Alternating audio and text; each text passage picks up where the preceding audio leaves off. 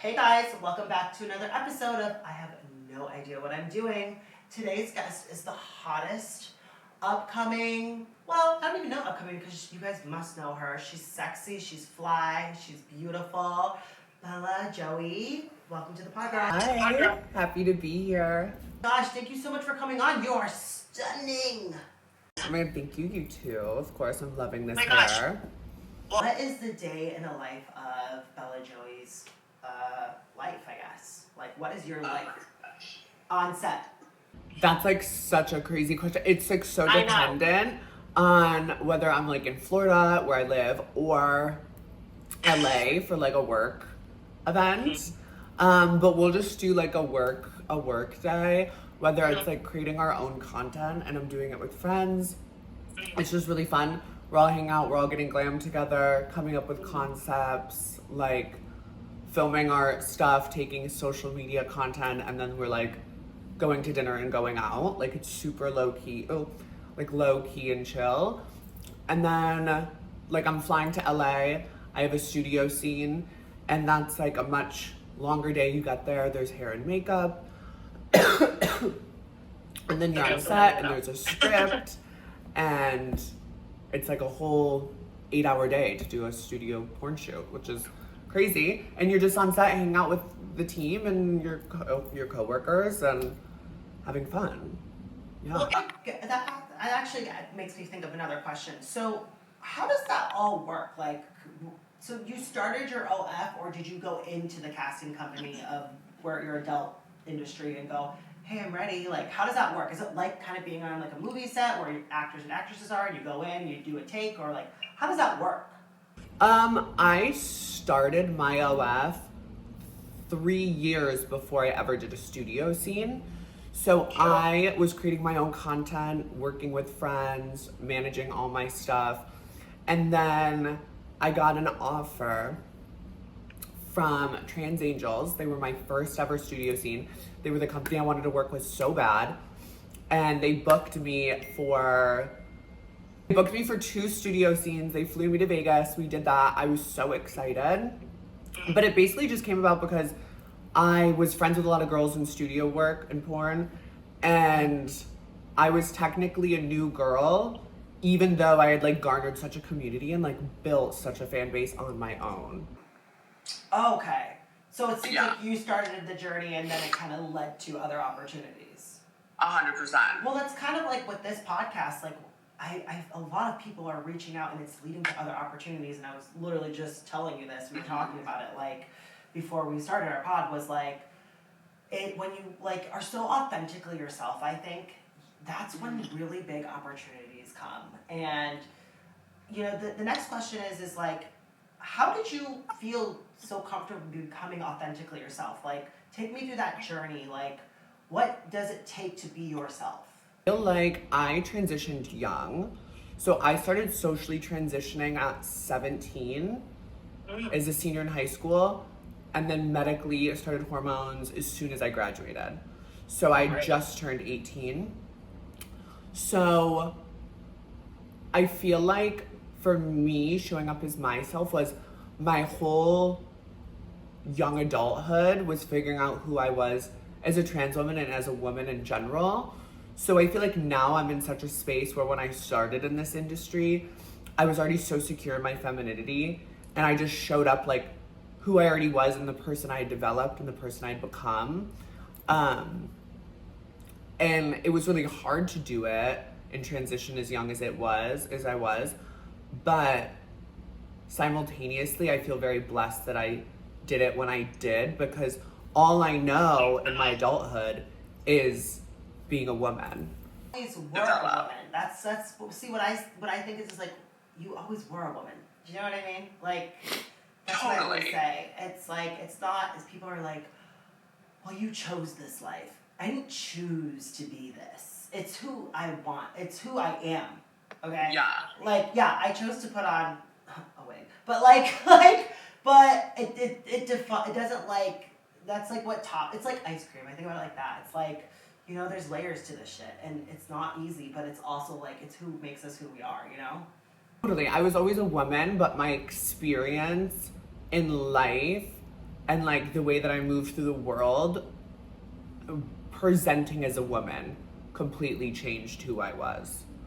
What would you say to the girls now that are just probably starting their transition or are just having a really tough time figuring out who they are, especially like for the young gals and honestly sometimes for the older ones because it can be harder, I think. What would you give advice to them in making them have a better day? Like, good luck. Like, honestly, like... That's actually hilarious. Like, it's not easy, but it's like worth it. I would say like it takes a long time for it to truly feel like easy, if that makes sense. I think there's stages and there's like levels of like euphoria that you experience, and gender euphoria and gender affirming care, and a lot of those milestones, like, don't diminish those and hold on to those and celebrate those, but you have to keep fighting each step, like internally, socially, everything, but continue to reach your goals of your transition and femininity and womanhood, because it'll eventually be worth it, but it's not easy. And you just have to have a good support system.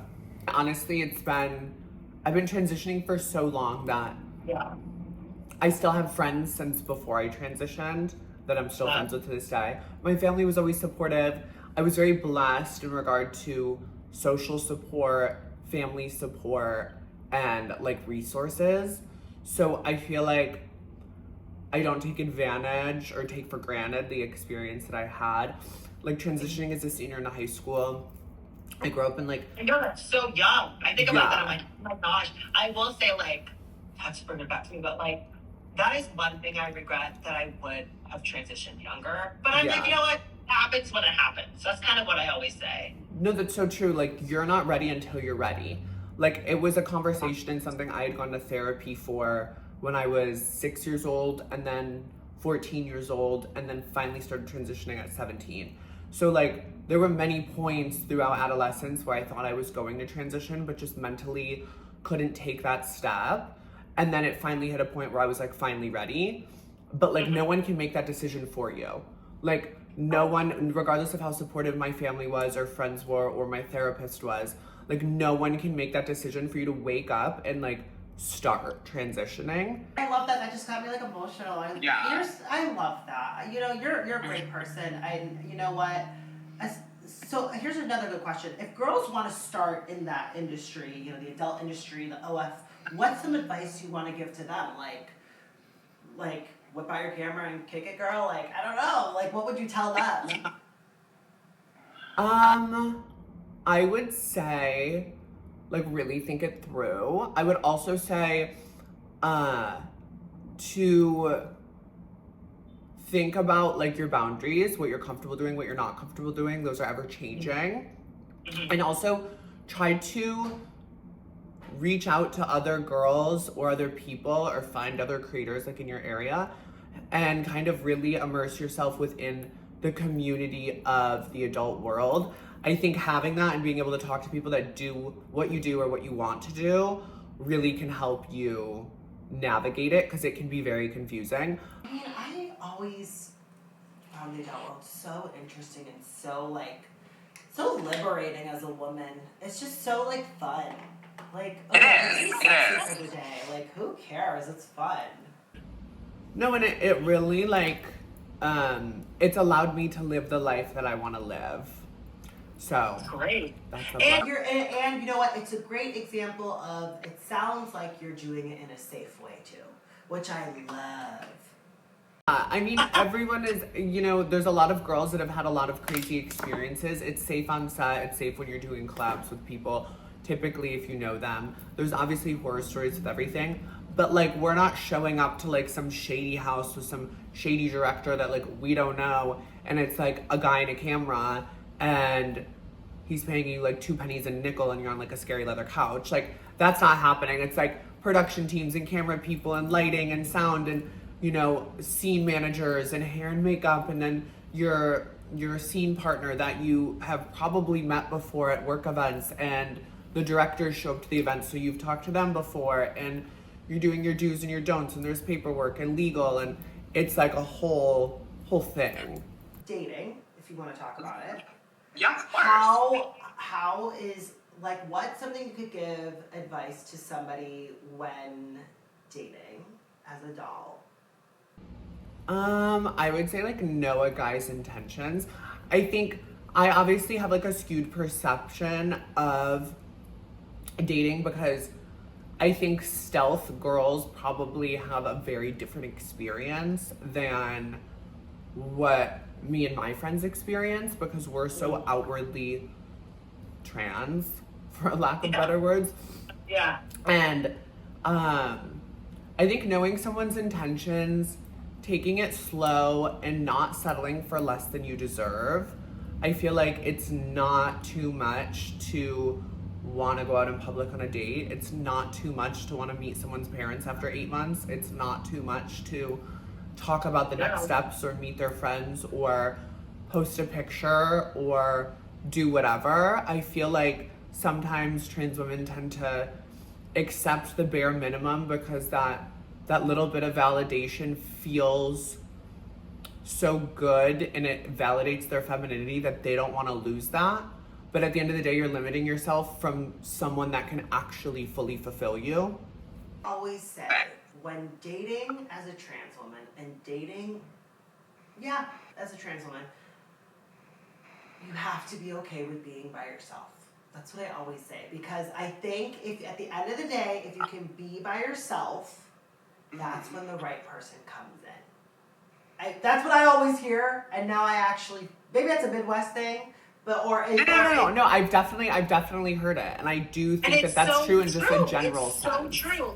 Like my partner, he definitely balances me out. I tend to be a little bit crazier. He definitely grounds me a lot. But is also very patient and very understanding of what I do for work, and like me being trans was never a topic of conversation when I met his family. It wasn't a secret, like they already knew. But it just you know what I love about that is it sounds like from off the bat you guys communicated, and I'm like, guys, you need to communicate with the guy, because sorry, like, men love you guys, but like you guys like don't communicate, and like if you can communicate in the beginning, you're so good. Like same with the guy who I'm seeing right now, like he is a great communicator, and I'm like, look, stop texting me this question every 10 minutes. You know what I mean? Like, and he's like, great, I'll do it again. No, totally. And I feel like me and my partner, we've known each other for 6 years, but only have been dating for a much shorter period of time. But I feel like when we did finally decide to commit to each other, I was in a space in my life where I sat down, I said, this is X, Y, and Z. This is like what I expect. This is like a non-negotiable for me. And like, this is what I want for my future. And like, this is like what I would expect out of you. Can you hit those marks? Are you comfortable with this trajectory? And like, are you hopping on or are you hopping off? But, all right, well, thank you so much for coming on, my love. Of course. You're the best.